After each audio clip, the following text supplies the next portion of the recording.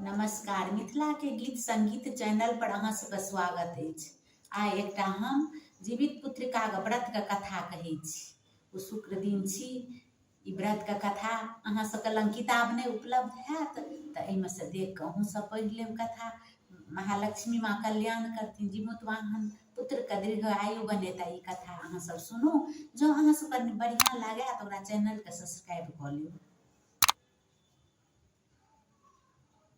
गौरी शंकराय नमः। एक बार नैमिषपरायण के निवासी ऋषियों ने संसार के कल्याणार्थ सूत जी से पूछा, हे सूत, कराल कलिकाल में लोगों के बालक किस तरह दीर्घायु होंगे, सो कहिए। सूत जी बोले, जब द्वापर का अंत और कलयुग का आरंभ था, उसी समय बहुत सी शोकाकुल स्त्रियों ने आपस में सलाह की कि यहाँ इस कली में माता के जीवित रहते पुत्र मर जाएंगे। जब ये आपस में कुछ निर्णय नहीं कर सकी, तब गौतम जी के पास पूछने के लिए गई। जब उनके पास पहुंची तो उस समय गौतम जी आनंद के साथ बैठे थे। उनके सामने जाकर उन्होंने मस्तक झुकाकर प्रणाम किया। तदंतर स्त्रियों ने पूछा, हे प्रभु, इस कलयुग में लोगों के पुत्र किस तरह जीवित रहेंगे? इसके लिए कोई व्रत या तप हो तो कृपा करके बताइए। इस तरह उनकी बात सुनकर गौतम जी बोले, आपसे मैं वही बात कहूँगा जो मैंने पहले से सुन रखी है। गौतम जी ने कहा, जब महाभारत युद्ध का अंत हो गया और द्रोण पुत्र अश्वत्थामा के द्वारा अपने बेटों को मरा देकर सब पांडव बड़े दुखी हुए, तो पुत्र के शोक से व्याकुल होकर द्रौपदी अपनी सखियों के साथ ब्राह्मण श्रेष्ठ धौम्य के पास गई और उसने धौम्य से कहा, हे विप्रेंद्र, कौन सा उपाय करने से बच्चे दीर्घायु हो सकते हैं? कृपा करके ठीक ठीक कहिए। धौम्य बोले, सत्य युग में सत्य वचन बोलने वाला, सत्याचरण करने वाला समदर्शी जीवुत वाहन नामक एक राजा था। एक बार वह अपनी स्त्री के साथ अपनी ससुराल गया और वहां रहने लगा। एक दिन आधी रात के समय पुत्र के शोक से व्याकुल कोई स्त्री रोने लगी, क्योंकि वह अपने बेटे के दर्शन से निराश हो चुकी थी। उसका पुत्र मर चुका था। वह रोती हुई कहती थी, हाय मुझ बूढ़ी माता के सामने मेरा बेटा मरा जा रहा है। उसका रुदन सुनकर राजा जीवुतवाहन का तो मानो हृदय विदीर्ण हो गया। वह तत्काल उस स्त्री के पास गया और उनसे पूछा, तुम्हारा बेटा कैसे मरा? बूढ़ी ने कहा, गरुड़ प्रतिदिन आकर गांव के लड़कों को खा जाता है। इस पर दयालु राजा ने कहा, माता, अब तुम रो मत, आनंद से बैठो, मैं तुम्हारे बच्चे को बचाने का यत्न करता हूँ। ऐसा कहकर राजा उस स्थान पर गया जहां गरुड़ आकर प्रतिदिन मांस खाया करता था। उसी समय गरुड़ भी उस पर टूट पड़ा और राजा के शरीर का मांस खाने लगा। जब अतिशय तेजस्वी गरुड़ ने राजा का बायां अंग खा लिया तो झटपट राजा ने अपना दाहिना अंग फेर कर गरुड़ के सामने कर दिया। यह देखकर गरुड़ जी ने कहा, देवियों में तुम कौन हो? तुम मनुष्य तो नहीं जान पड़ते। अच्छा, अपना जन्म और कुल बताओ। पीड़ा से व्याकुल मन वाले राजा ने कहा, हे पक्षीराज, इस तरह के प्रश्न करना व्यर्थ है। तुम अपनी इच्छा भर मेरा मांस खाओ। यह सुनकर गरुड़ रुक गए और बड़े आदर से राजा के जन्म और कुल की बात पूछने लगे। राजा ने कहा, मेरी माता का नाम है सेव्या और मेरे पिता का नाम है शालिवाहन। सूर्य वंश में मेरा जन्म हुआ है और जीवुतवाहन मेरा नाम है। राजा की दयालुता देखकर गरुड़ ने कहा, हे महाभाग, तुम्हारे मन में जो अभिलाषा हो वह वर मांगो। राजा ने कहा, हे पक्षीराज, यदि आप मुझे वर दे रहे हैं तो वर दीजिए कि आपने अब तक जिन प्राणियों को खाया है वे सब जीवित हो जाए। हे स्वामी, अब से आप यहाँ बालकों को न खाए और कोई ऐसा उपाय करे कि जहाँ जो उत्पन्न हो ये लोग बहुत दिनों तक जीवित रहे।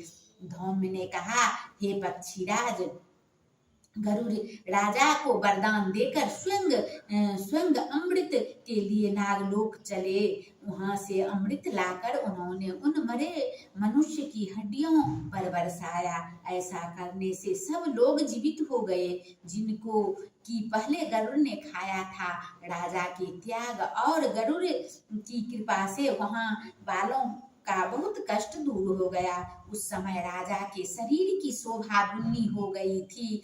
राजा की दयालुता देखकर गरुड़ ने फिर कहा, मैं संसार के कल्याणार्थ एक और वरदान दूंगा। आज आश्विन कृष्ण सप्तमी से रहित शुभ अष्टमी तिथि है। आज ही तुमने यहाँ की प्रजा को दीन जीवन दान दिया है। हे वत्स, अब से यह दिन ब्रह्म भाव हो गया है। जो मूर्ति भेद से विविध नामों से विख्यात है वही त्रिलोक से पूजित दुर्गा अमृत प्राप्त करने के अर्थ में जीवित पुत्रिका कहलाई है।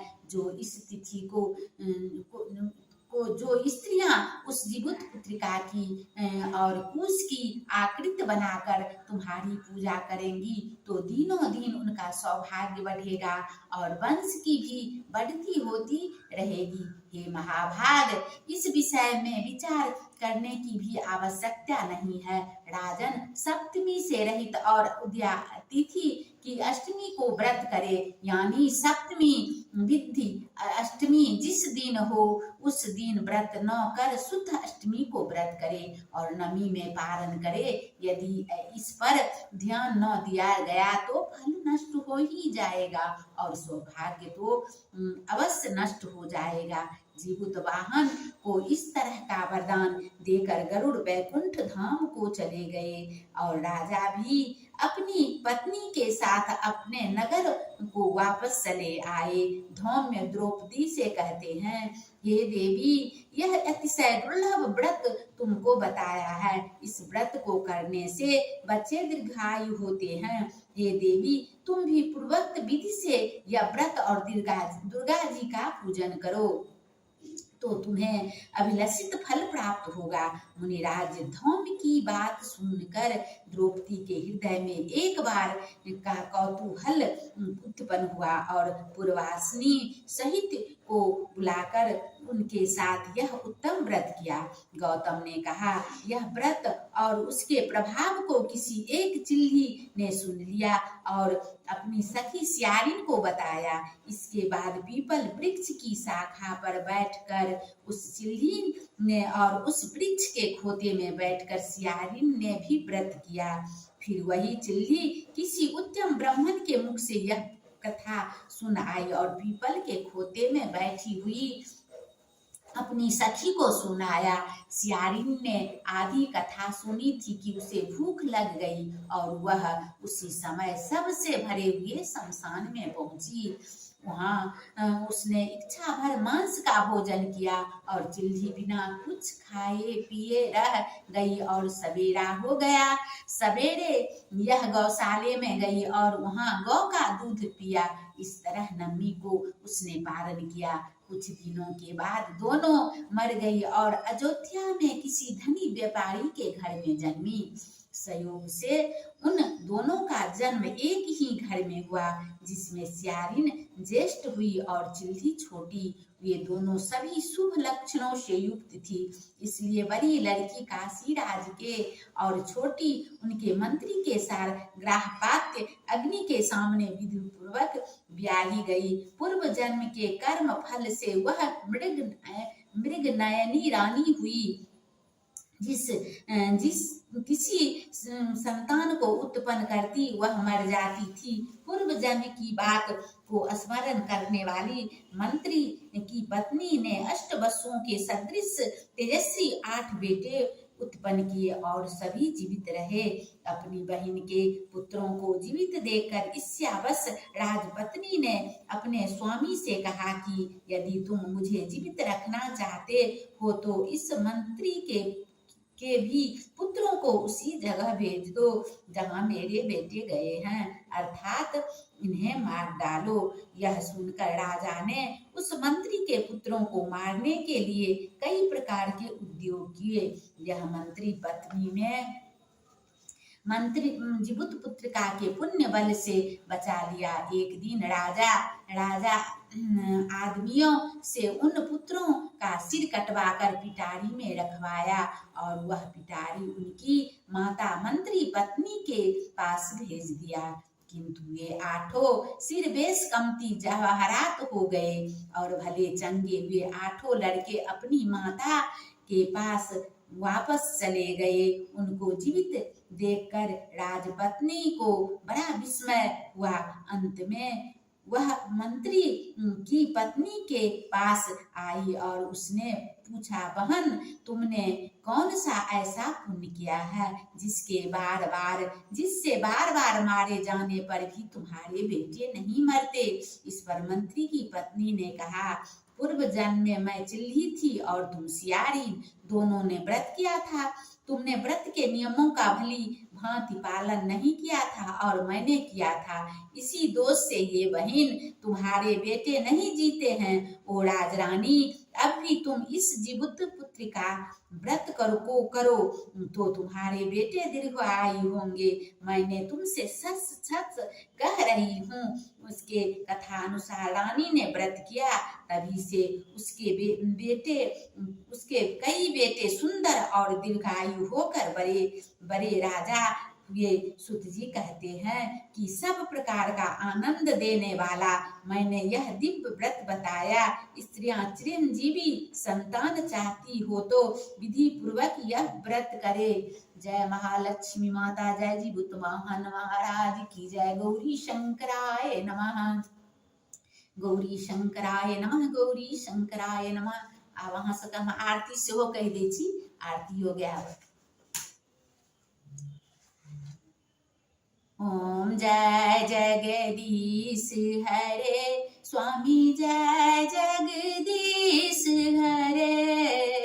भक्ति जनों के संकट क्षण में दूर करे। ओम जय जगदीश हरे। जो ध्यावे फल पावे, दुख बिनु से मन का स्वामी, दुख बिनु से मन का। सुख संपत्ति घर आवे, कष्ट मीठे तन का। ओम जय जगदीश हरे। मातु पिता तुम मेरे, शरण गहूँ मैं किसकी। स्वामी शरण गहूँ मैं किसकी। तुम बिनु और न दूजा, प्रभु बिनु और न दूजा। आस करूँ मैं किसकी। ओम जय जगदीश हरे। तुम बिनु और न दूजा, आस करूँ मैं जिसकी। स्वामी जय जगदीश हरे। तुम पूर्ण परमात्मा, तुम अंतर्जामी, पार ब्रह्म परमेश्वर, तुम सबके स्वामी। ओम जय जगदीश हरे। तुम करुणा के सागर, तुम पालन करता। मैं मूर्ख खल स्वामी, मैं मूर्ख खल कामी, कृपा करो भरता। ओम जय जगदीश हरे। तुम हो एक अगोचर, सबके प्राणपति। किस विधि मिलाऊं दया मैं, तुमको मैं कुमति। ओम जय जगदीश दुख हरता तुम ठाकुर मेरे, स्वामी तुम रक्षक मेरे। अपने हाथ उठाओ, अपने हाथ उठाओ, द्वार परे तेरे।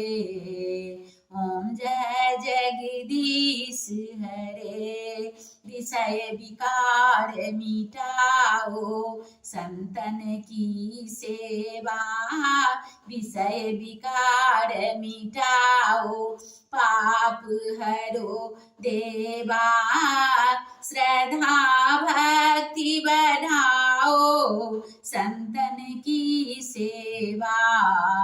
ओम जय जगदीश हरे, तन मन धन सब कुछ है तेरा, तेरा तुझको अर्पण क्या लागे मेरा।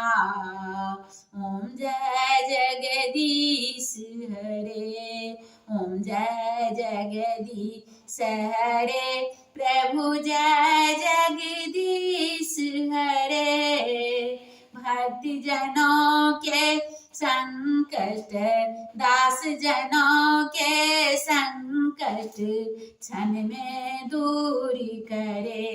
ओम जय जगदीश हरे। जय जीवत महान महाराज की जय। सबक मनोकामना पूरा है, सबका मनोवांछित फल भेटत। धन्यवाद।